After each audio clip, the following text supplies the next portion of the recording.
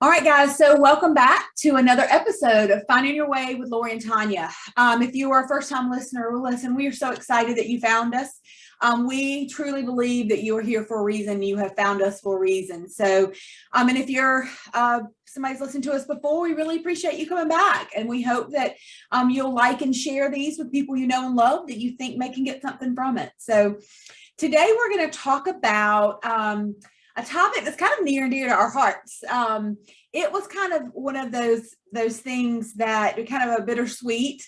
When that first workshop that we did use a tool to really look at the 8 essential areas of our lives. And it was kind of a quick assessment. It was just a quick test of where are you? Here's 8 places in our lives, the nuances of how we live, and how would you rate yourself on a scale of 1 to 10 in these areas? And Lori can tell you, we were flabbergasted. First of all, we didn't realize we were just so small thinking. That 8 essential areas. How do we even have 8 areas of our lives? But we do. So we'll talk about that topic in each area and kind of how we got started. Yeah. So just like you said, we went into it not even thinking about our life like that. It was like life is life, and everything's already prescribed for you. You graduate, you go to college, you graduate, you get a job, you might get married, you might have children. Like there was no sense of anything larger than that for me anyway. And so I think when we went to the retreat, and we've talked several times about how open we were to really pushing past where we were in our lives to something better and greater. And so I think that openness, really made this tool very helpful for us, because we were open enough to go, ooh, I've got to score myself in different areas of my life. And if I'm being really honest, because it was only for me, it wasn't for anybody else's benefit, it was for my benefit.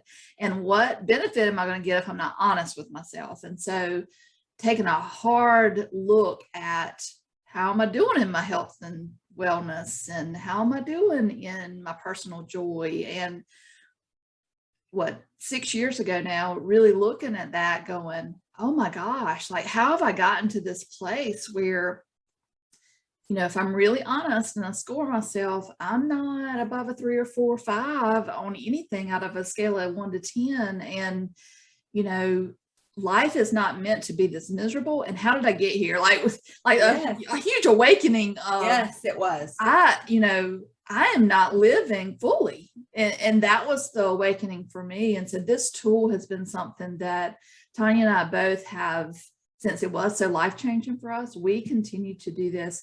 Initially, we started doing it every year around New Year's, like setting the intentions for the next year and really getting clear on how far we've come since the last time we've done the assessment, and where maybe some things have changed that we want to strive for even more. I even have a calendar now where it's part of a monthly assessment. So you finish the month of August, and then it's got pages in my calendar where it allows you to really reflect on that month to say, okay, what areas of your life were really striving in this month, and where were some things that maybe there's some opportunities to do a little bit better next month. And so you can do it as often as you want, but definitely once a year, I'd say for both of us has worked really well to just make sure we don't go back to that place we were at initially, which was not taking any control of our lives, just living on autopilot and not looking up to see where maybe we were struggling and maybe where we were doing well. And, even having a vision for where we would like to be. This tool really can help you work through some of those things so that you're not living on autopilot. You're really the captain of your own life. You're really directing your own life.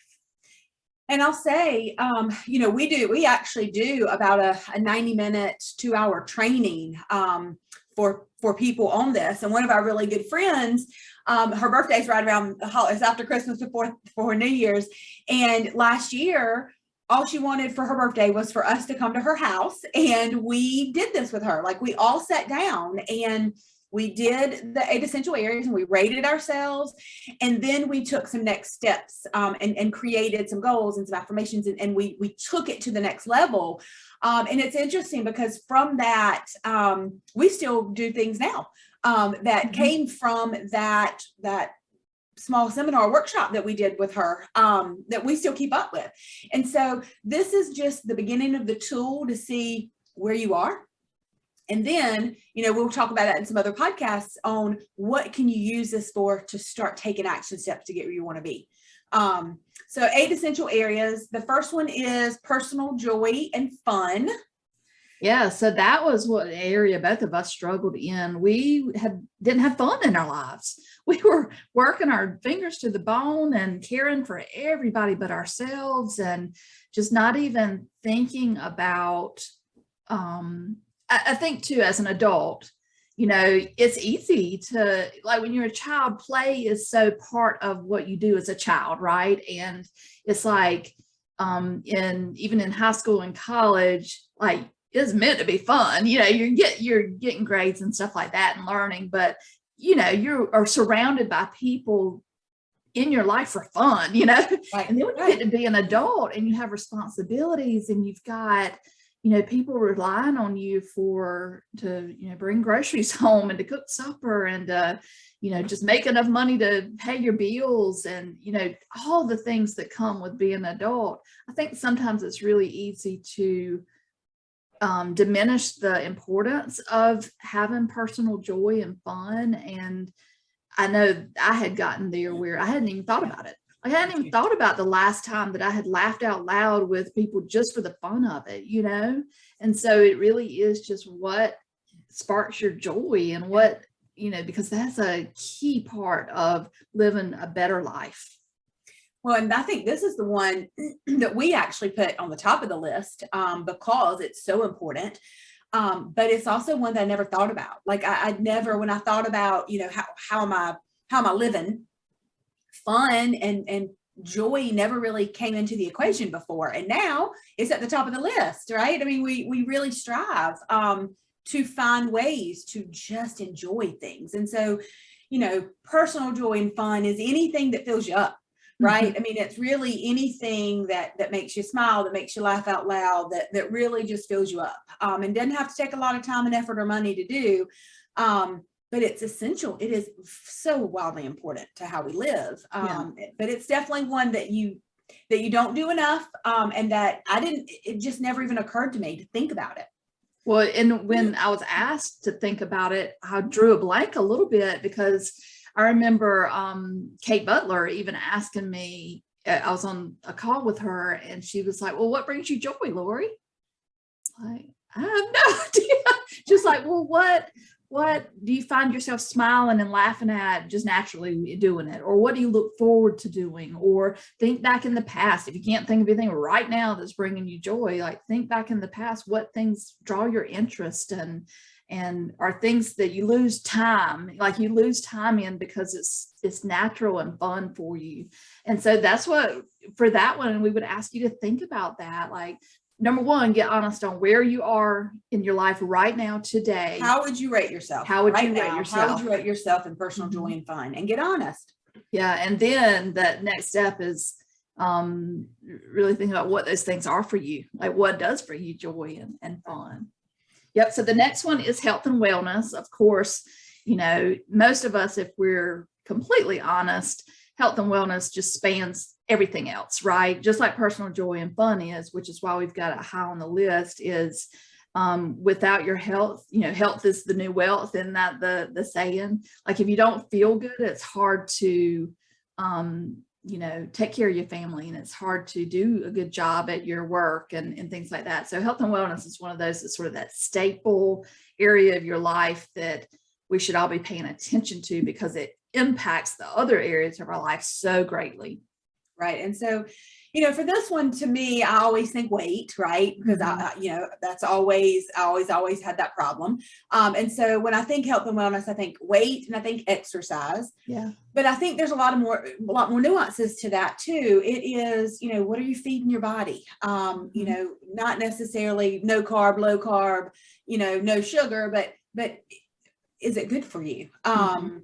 How are you treating yourself? How do you treat your skin? Do you have a skincare regimen? Like, so there's a lot of things to go with that health and wellness piece. Other than just what my mind goes straight to. So if you had to rate yourself right now on health and wellness, how would you rate yourself? Be real honest with yourself. Yeah, and I think nowadays, after experiencing this worldwide pandemic, specifically mental health, even like your mental wellness, that's part of health and wellness. It's not just about your physical body, but health is really the embodiment of all things, your emotional health, your mental health, and your physical health. So think about that for you and where you are, and are you at a 10, exactly where you want to be, couldn't get any better, or maybe there's some opportunity for some improvement there. Right. So the third one is career and business. So in your career, in your job, some of us don't necessarily have careers, we have jobs, that's okay. But in the thing that you do to make money and the things that you go to do every day, what does that look like for you? Like, how would you rate yourself in those areas? It doesn't mean that you're moving up the corporate ladder, because that might not be what you want to do. You might not want a promotion or move up the corporate ladder, but when you look at that career and your business, if you own a business, if you look at that piece for yourself, how satisfied are you with it, and how does it fill you up? Mm-hmm. Yeah, that's another one that whew, I look at often and go, am I really bringing value here? And if I'm not, I have to take a hard look at that. And I know, it does, like you say, it doesn't always mean that you're wanting to go higher. It's really, are you fulfilled? Are you fulfilled, and is it meeting your needs? Whether that's, can you pay your bills, or is it that it's the hours that you need to be able to take care of a family member? It's unique to each of us. So it's really diving deep into your career and your business life, and where do you score on that 1 to 10 scale? Yeah. All right, so the next one is personal growth and spirituality. So for that one, for me, I think it's gotten way better, personal growth, but it doesn't have to be, are you taking a class? It just for the sake of this, I think it's more how you feel connected to yourself in your body, your sense of mental well-being, your connection to the higher power, whether you consider that God, whatever you call him. God doesn't care what you call him, right? The universe. How do you feel like that connection is there for you, your personal connection? Yeah, this was another one. When we initially did this, I was like, oh, like I'm supposed to be getting real clear and in tune with my true self and my spirit and my soul and my connection with God, the Holy Spirit, all these things. And it was like, oh, and it's difficult to be real with yourself and go, gosh, I've fallen off the radar here. And maybe I need to do some things. We talked in our last podcast episode about meditation. Meditation really helped me bring me back, because for me, meditation is where I can listen and receive clear messages from God. I was doing a lot of praying way back in the day, right? But praying a lot of times is me asking for, and in meditation, I was able to receive the answers, yeah. Right? And so this could be that. It could be, working on something of interest to you. It's learning more about learning a new skill. It could be learning anything, reading books that make you think differently and that kind of thing. So it could be really anything you want it to be. But again, this is one of those areas that at one time I was not putting a whole lot of attention to. And so being asked a question to how you score it, then it's like, oh, well, how do I get better at that? And there's some things that you can do to absolutely move that up. Yeah. The next one is finances. And so, money makes the world go around, people. Yes, it does. Not really, but money, it is what it is. It's an energy that we need to be able to get things done in our lives. And so where are you with your finances? And taking a cold, hard look at that. Debt. Well, how much debt do you have? How much do you owe? How much do you have in savings? How much, how are you doing in that area? And is there some security? Yeah. I think finances for me has always been about feeling secure. And so that was again, this is one that when you start talking about essential areas, my brain goes to first. Finances is all about the money, right? And really, I think the more I dove into it, the more I realized it's about it's about my personal security, is really what finances means to me. And be real about it too. I mean, your scale of 1 to 10 doesn't mean how much money you have in the bank, right? It really means, I think, how you feel comfortable and secure in your financial situation. Yeah. And I'd say at one point in my life, I just didn't put any attention to it. So, I didn't know how much debt I had. I didn't know like what I owed, or was I making enough money to cover all the things that I was buying or paying for? And, you can hobble through life like that. You absolutely can. However, to have a better life and an improved life, you got to take care of that stuff. Like you got to put attention to it. And it's not really something we're taught, or unless you were raised in a family where they teach you how to do that stuff. A lot of times you just don't know the importance of it until you get yourself in a bind and have to get yourself out of it. So like Tonya said, it's not about a certain dollar amount or anything like that. It's more, are you taking care of your business? Are you taking care of your finances where you're actually putting some attention and effort to it, and not just, paying no attention like I was doing at one point in my life. So the next one is environmental. This was an interesting one for me too, because I never really thought about it like this. But so environmental, really what we're going for here is your space, whether it's your office, your work space, your home space, your car. Where do you spend a lot of your time? And how does that space feel when you're in it? Is it cluttered? Do you feel anxious? Is it a bunch of hodgepodge stuff? And when you sit down on your couch, you're like, ugh, is it filled with things you love? That when you sit down, the whole aura energy in the house feels good, or in the car, or, so truly think about where we spend the most amount of our time, and have you really committed to making that space yours and putting some positive energy into it, and do you love it? Yeah. And again, this is not based on how much money you have or anything like that. It really is with the space that you're in. How are you making it yours? How does it make you feel? And there are things like decluttering, rearranging things so that it feels better. I've heard someone say a good thing to do to make yourself feel better is just, if you're feeling a little bit anxious and things, a lot of times that's your physical space that's making your brain do that. It's not really, it can be helped by changing your physical space. I guess that's the best way to put it. And it doesn't have to be all at once. I mean, Tonya had the luxury of redoing her whole house all at one time, and it's awesome, but a lot of people don't have that opportunity. Right. And so it's, okay, I've got holy sheets on my bed. Not HOLY holy, but holy with holes in them. Right. So you just start with one thing at a time. Like, get a new pair of sheets. Like, that's not something that's too unsurmountable. That's something that you can change that actually will make you feel better in your bedroom space, so it's little things like that, or a broken a light by your bed that you hadn't changed the light bulb and the light bulb's come on.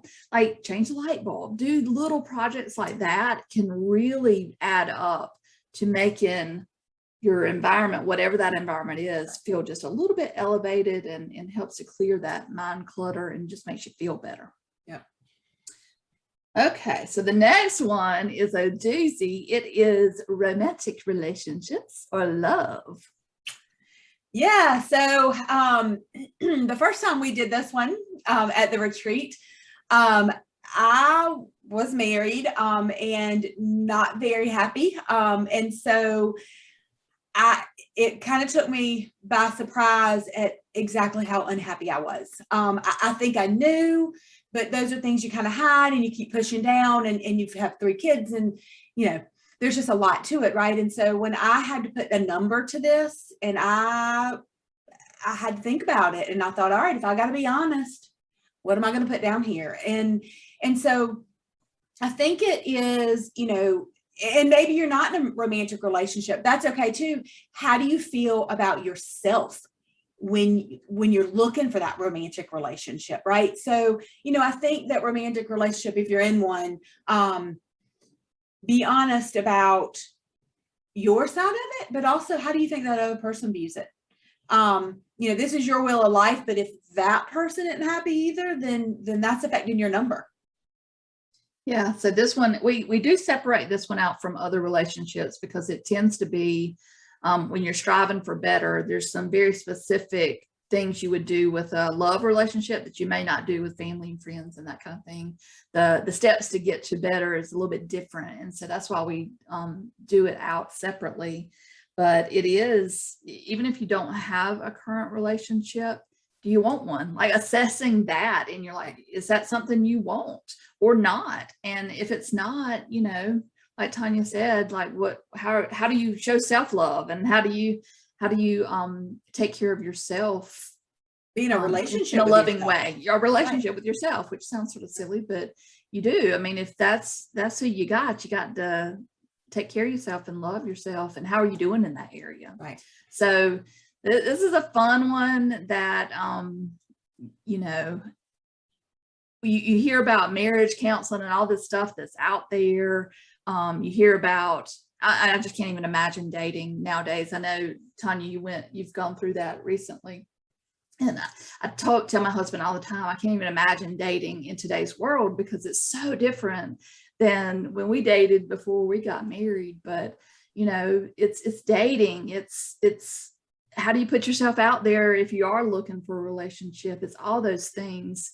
And so you really have to sort of get clear on what you're bringing to the table. Right. In this. That's right. Yeah. And then the last one is family and friend relationships. This one was interesting for me too, because when you take those as a whole, my tribe, my family, my friends, my coworkers, the people I spend the most amount of time with, if you looked at the 10 people you spend the most amount of time with, if you had to rank those relationships in one lump, what would that be? As far as, do they fill you up? Do you fill them up? Is there some yin to the yang? Is there balance in those? How do they make you feel? There's a lot that goes into those top 10 relationships. And I'd say as an adult, it's harder. Like I know for my husband and I, when we, moved into our first house and everything, because we don't have children, we didn't establish friend relationships with other parents, because that's where you tend to meet people, is through your children, through school events and things like that. And it was a struggle there at the very beginning. It was like, well, how do you meet people if you don't have children, Right. And so, especially in a new town and, that kind of thing where you didn't know anybody coming into it. But they do say the 5 people you spend the most time with actually is a reflection of you. Like that's who you become. That's right. And so it is getting clear on, are those deep relationships? Are they shallow? Are they loving and supportive, or are they critical and not as supportive? And it's hard to get clear on that. What is your role in that? Like, I know one of the things when we did that with our friend right there at her birthday, we were like, we used to hang out with each other every day at college, and now we're grown, we got jobs, we got responsibilities. That's not realistic, but what can we do? And so from that, we started, I think we did it for 2 years. Every month we had a standing date for just college girlfriends getting together, so that we were more in each other's lives than we would have been had we not been doing that. That's And then another thing we did was started planning little day trips and things like that, just to spend time together. And I know it sounds forced sometimes when you say you have to plan those things out, but life gets away from you. And if you don't do that as an adult with a lot of responsibility, you'll go years without seeing people or spending time with them. So and those relationships are important to us. Yeah. And the friends that we do that with, I mean, we put it on the calendar the third Wednesday of every month at 5:30, 6 o'clock. And it is a rolling, and you don't you be late and don't you miss. Like, I mean, that's, we made an effort to do that because we realized in those family and friend area in this essential areas that, for me, at least at the time, I was weak in that. That was a low number for me. So let's go over them one more time. I'm going to read them real quick. Yeah. And so as I'm reading them, think about it. Okay. Personal joy and fun on a scale of 1 to 10. How would you rate yourself? Health and wellness, career and business, personal growth and spirituality, finance, environmental, romantic relationships, family and friends. So the first time we did this, I will be honest, I had nothing on my list above a 3. Not one single thing was above a 3. The last time I did this was just a few months ago. I don't think I had anything below a 6 or 7. I think I had 1 6. This is a balancing act too. And I think that's one of the things we want you to understand is you're not going to have all 10s, 9s, 8s. There are going to be some low numbers. And when you start working, and this is what this is for, is because in some of these next podcast episodes, we're going to teach you how to work this so that you go from being that 4, how do you start balancing and getting that number up? But when you do, you may, fall in some other areas, and that's okay. It's a balance. Life is a balance. But so, rate yourself on these. And then we want you to think about, and this was kind of the aha for Lori and I, right? So we had this piece of paper in front of us, and I had 2s and 3s, maybe a 1 on there somewhere. And then the question was asked to us, look at this list. What would it take to make everything a 10? My mind was blown. Seriously, I'm like, I have no idea. Uh-huh. Like I really, because that's dreams, right? That's, I didn't have any dreams. Like I was living to live, getting up in the morning to go to sleep at night. And so that was as hard for me, probably harder than rating and seeing these 2s and 3s on this piece of paper. But when she asked us that, I thought, I have no idea. Yeah, me too. And so to me, the rating was hard because it was hard to take an honest look, and it was hard to admit that I had allowed myself to just almost give up a little bit on life and having a fulfilling life. And but then the next question of, well, what do you want? What a 10 look like for you specifically? I was like, oh my gosh, like that's big stuff. Like, and truthfully, in the very beginning, my 10s were not all that big because I couldn't stretch my mind to really dream bigger, because at the time I didn't believe it was possible. So my 10s were things like, laughing once a week, maybe for personal joy and fun, like doing something that I laugh out loud once a week.